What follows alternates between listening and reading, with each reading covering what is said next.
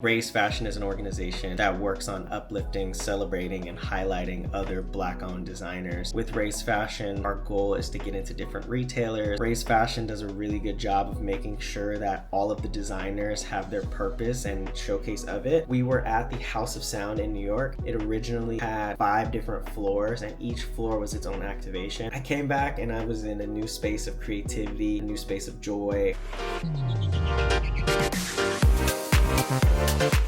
This year, I got to showcase some of my designs with other really innovative and creative Black designers at New York Fashion Week. It's our 5th season that we got to be a part of this, and I can tell you right now, it was an amazing experience. Having the opportunity to be in an environment around other designers and other people that are doing the similar goals to what you're doing is not only really helpful for just being in a community around what you're doing, it's also helpful in terms of thinking on what's next for your business. For those that aren't aware, I went to showcase my brand for RaiseFashion's New York Fashion Week showcase. RaiseFashion is an organization that works on uplifting, celebrating, and highlighting other Black-owned designers. And within the Black community and BIPOC community, gives them a tool to really showcase their products while also giving them information on how they can elevate and take their business to the next step. We got our first introduction to RaiseFashion back in 2021 when we went to our first season of New York Fashion Week. That's where I was connected with Felita Harris. She came to visit us at the Black and Fashion Council showcase. With that showcase, we were showcasing the overall brand of Sice, and that's where I first met Felita and I learned about the organization. If you rewind to when we first started the brand of Sice was started as a tool to uplift and celebrate the Black community, and we took all our proceeds from our previous collections and donated it to Anti-Racism Fund, which is really cool because having an organization like that you get to support, kind of like an auxiliary form and just its own channel, is really exciting to be able to be in that same room and same community as well with them. Fast forward, we did 4 other seasons, and several of those seasons were with Black and Fashion Council, and then the 4th season was with RaiseFashion. With RaiseFashion, our goal is to get into different retailers. With the different retailers, we wanted to get into Saks, Nordstrom, Neiman Marcus, Fashion Files. There's a lot of different companies that we want to see for the brand. We're really popular when it comes down to e-commerce, but we're not in any brick and mortar store. So having that opportunity of getting into retailers is a lot different than what people would think when it comes down to e-commerce. E-commerce gives you a lot more liberty in terms of the way you sell to your customers. You still have requirements that you have to fit when you are selling to customers, but it doesn't have as many of the same structure that a retailer has. For example, when it comes down to the overall construction and building of your brand, if you go into a storefront and you purchase an item, it might have like a poly bag on it, tags, barcodes, scans. Whereas if you're doing e-commerce, it's not as necessary to get like a GS1 barcode compared to a retailer that forces you to get that as a requirement to get in their stores. So there are some different types of regulations that you have that are a little bit different. The benefits of selling e-commerce, aside from like the liberty of having your business there, is that you are working directly with your consumer instead of working with the business that works with the consumer. A big pride of our company is the community that we have. With the community that we have, we very much so champion those that are around us, whether it comes down to news alerts, whether it comes to celebrating, working with stylists, celebrities, influencers, models, everyday customers, everyday people, shoppers. We're very happy with the very strong community that we have around us, and it's cool to see this in live daily action. Whereas a retailer, you may not necessarily have as hands-on touch, but with a retailer, you're still able to curate and go in and see like where stuff is as far as a merchandising perspective and how it sits on the floor. Back to New York Fashion Week. New York Fashion Week was earlier this September, and in New York Fashion Week, they had different time frames of the actual fashion calendar of New York Fashion Week, and then the structure before and after New York Fashion Week. This is like a pre-showroom showcase for New York Fashion Week.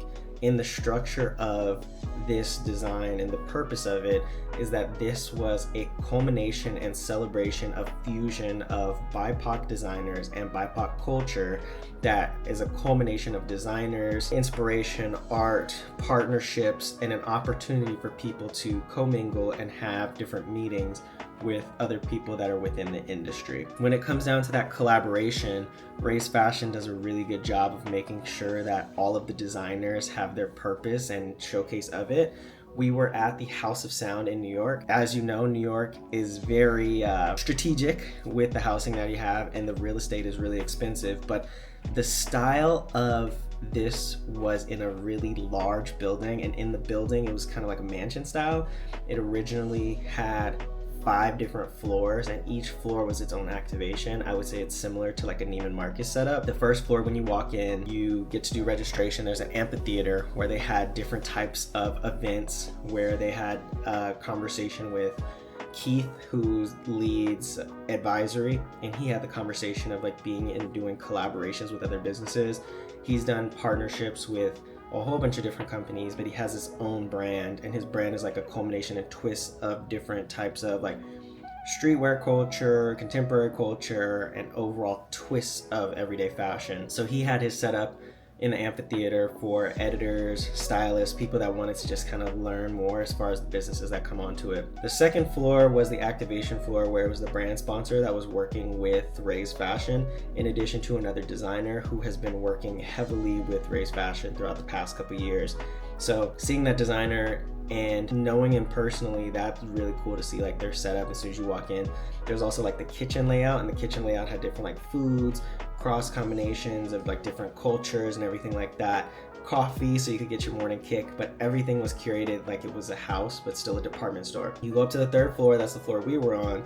We were there with 3 other different designers, from eyewear to men's clothing to Keith's brand advisory. We had Kingsley's clothing brand. We had Von Tell, which is another eyewear brand, and then a fine jewelry and sterling silver brand that makes different custom jewelry based out of Brooklyn. Of those designers, it's really cool to be in that space, but then you go one more floor up, it's footwear, Kendall Miles, then you have other handbag companies, you have another brand activation. You go up another floor, it's the same thing. We have another handbag company, Anima Iris, so Will Glory's brand. You have Charles Harbison, so Harbison Studios makes a lot of very grand and amazing pieces. You just have so many amazing designers. And then on the rooftop, you have contemporary wear, you've got swimwear, resort wear, you've got a whole culmination. So every floor is like being on a department store and seeing other ones. So it was very beautifully crafted and having everything like that. Going in there from an editor perspective and a fashion stylist, you can see the different trends that are happening and different pieces that people are creating for the future, their upcoming seasons, which is really remarkable, seeing all the work that they've got going on. But from a designer perspective, being in an environment with other designers and seeing what they're doing and how they're doing things, that's where commingling with your other fellow entrepreneurs and fellow peers comes into benefit from that. I was really lucky enough to be in the same room as Keith, Kingsley, and just all these other companies, and what they're doing is amazing because they have a hybrid approach, whether they're in retailers or sell via e-commerce. They have a very profound experience, and I was one of 12 designers. Of the 12 designers, I would say there's only one other designer that's not in a retailer, which doesn't mean that you're not successful in your business. I think it just is like the structure and approach that you have is that we have a strong e-commerce base, but we want to have a hybrid approach where if you come in to see our brand, you would understand what we do, but then you might see the brand in a space, an elevated space like a Saks, or you might see it in a Nordstrom and say that this is the brand that I acknowledge, this is the one I love, and this is what I'm going to buy and support. Being in a space of collaboration atmosphere and like the showroom setup, you see how people stage their products, you see how people have their line sheets ready, their lookbooks, and everything that's there. And one person that stood out was Kingsley. Like, Kingsley's designs are incredible. Kingsley is really good at merchandising. Kingsley has tons and tons of experience, like years of experience. He'll talk your head off about how he's good at it, and he's not lying. And he's good at everything he does. And he came up to me and I was asking him just his opinion on my overall setup and his beliefs on what I should do.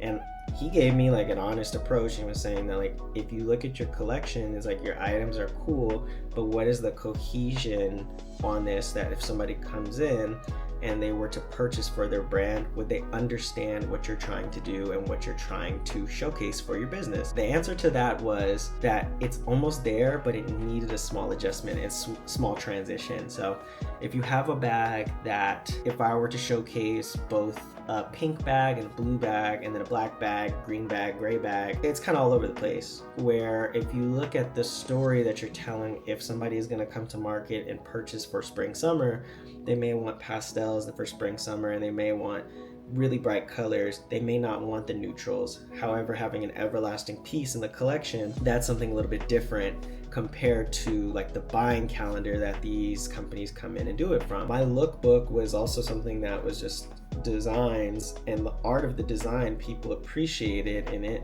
But if a buyer is seen and handed a sheet of these timeless pieces, what is going to incentivize them to want to buy a timeless piece now compared to one that they're preparing for spring summer 2025? So that was something that was very interesting, is like understanding like that information overload of being able to send this to a retailer or a buyer and how they would be able to understand that as well. Because the way that I was doing it in the past was, here's the business, here are items you can purchase, we're retail ready, because we have and we strive for perfection when it comes down to our retail experience and just being in front of other people. We have everything packaged and ready to go. If somebody were to take that, we've got 280 plus SKUs, they're not going to even know what to do with it. They're going to be like, this is too much. I don't know what you guys got going on, but I'm not even going to look at that. It's kind of like going to the Cheesecake Factory, pages on pages on pages of food, like any food that you could get off the top of your head. If you're able to buy it, you can get it. As opposed to now, if you look at Cheesecake Factory, it's got these different like menus where it's like the Skinny-licious menu, or it's just got like an actual menu for itself. Is that you can have an extensive, but you can give people the curated feeling of your brand without taking away from the designs. You don't have to scrap the designs, but it's uniform, an idea behind it. So just because you have everything doesn't mean that that's what you give to everybody, and that's not what you give to everything as well. So being in that space of being able to adjust my expectations when it comes down to like lookbooks, appearances, and the overall development of the brand, that's something that I learned from just being around other entrepreneurs and being in that space as well. It also taught me how to network and the brand exposure that's there. Seeing familiar faces was really cool. Back in 2023 of last year, I went to Black and Fashion Council again to visit, and I met a couple other designers, and I connected them, which was really exciting, to some of the other designers that I was cool with. So bringing them to an event where they could see what I have going on and commingle with other people around, while also being invited to the shows. So Michelle from Killentar, she has beautiful contemporary pieces, beautiful resort wear, and she did a showcase, partnered with another company that helped like power and host the event. But being invited to her showroom and being invited to her fashion runway event and seeing the looks that she has was really a remarkable experience. So the networking opportunity comes full circle, because not only are you learning like cohesive ways of how you can improve your brand to be into different retailers, you can start to see how other brands are positioning themselves and presenting themselves for New York Fashion Week. That's the part that's really exciting. Those learning moments and what that looks like for the future is that you can take what's around you and you could be very strategic and say that I learned this from this person, here's how I'm going to follow up. But I think that the organic flow and organic growth for me was something that was far beyond what I could have imagined, and I'm very grateful for that. Being in an environment of people who I can now call, and in the upcoming videos I'll tell you a little bit more in depth about some of the findings that I have. But being able to just know people and rely on people in a space, we're put in an environment of other designers. Yes, everybody has similar goals as far as their outreach and celebration to continue to elevate what's around them. But being in a space of knowing, appreciating, and having these people in your corner is super, super phenomenal. So not only if somebody were to come in normally, they might say, okay, here's an organization that's powering and paying for us to be in this environment. And that's cool, right? Like New York Fashion Week is not the cheapest expense when you think about it, but being in a place where you have a company like RaiseFashion that is dedicated to educating those that are around us. They provided this fellowship, they provided courses and classes that help us learn more about the fashion industry, how to get into buyers, how to sell, different programs and organizations that are part part of it, how we can position our brands to be there, putting us in a space where we're around other people in a beautifully curated set. It takes a lot of talent to do something like that. So Felita curated such an amazing event, 5 different stories of different designers from all over the world. We had designers that are based in the UK, you have designers that are based everywhere, you've got people all over the globe, and showcasing their own form of creativity, who've also been in like these retailers. You've got people that are in Bergdorf Goodman, Neiman, Nordstrom, Saks, Selfridges, a whole bunch of companies just to name a few, but these are people that are really hitting the head of the goals that you may have for your business. Is like they're doing that on a regular basis, and being in that environment is so inspiring, because now you can see like this is maybe that person's secret to getting into here, or these are people that this person knows, or what is my involvement on how can I contribute to be educational and help other people around me as well. So I think that being in that space is really remarkable, and finding out and how to support those that are around is truly a blessing. When it came down to my business and what's next, I came back and I was in a new space of creativity, a new space of joy. I started designing different types of like varsity jackets for an upcoming event. I started designing a whole bunch of handbags, changing the colorways, perspectives. I went and I got my little cork board, and like the cork board with the fashion aspect of it, and it started with like a small one that's probably about like this big, and then I started to get a larger one, and then now we just get larger and larger and larger, but that overall setup was really beautifully created and crafted. So being in that space and having that opportunity is once in a lifetime opportunity. I think for the future outlook for our company, it's exciting to be in this space, and it's exciting to where this is going to take us. So if you like this type of content, subscribe, like this content below, and tell us what your favorite part is. If there's a challenge or if there's anything that you want to aspire to be, put that in the comments below. But it's all about connecting and being around other people within that environment. And I think that having that opportunity was a once in a lifetime opportunity that led me to a future outlook that I'm very grateful for. So looking forward to what this has in the future for the brand of Size. For those that don't know, my name is Blake Van Putten, founder of Size. We make apparel that uplifts and celebrates the Black community, and to date we've donated over $60,000 in product, over $80,000 in monetary donations to nonprofit organizations that uplift and celebrate the Black community. So really happy to share my experience with you all. Hopefully that you're able to take this experience and then translate it over not only to New York Fashion Week, but different opportunities that you're presented with on how you can navigate and make sound decisions with that. If you like this, please subscribe, tell a friend to tell a friend, and I look forward to telling you my findings and what I learned in the future. Thanks again, and peace.